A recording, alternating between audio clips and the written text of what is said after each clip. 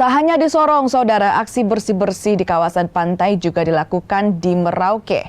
Selain bersih-bersih sampah, juga dilakukan penanaman mangrove.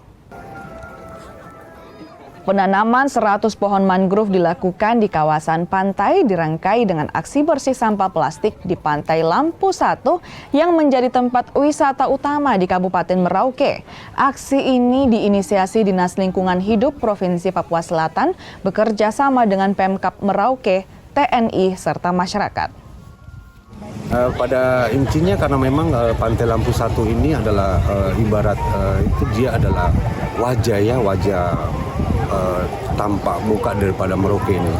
Jadi minimal salah satu akses kita tempat berkumpul, kemudian salah satu destinasi wisata yang ada di Kabupaten Merauke, minimal kita memberikan satu informasi kepada masyarakat bahwa kita laksanakan kegiatan ini supaya masyarakat dapat mengetahui tentang kebersihan minimal dengan mengelola sampah dengan baik.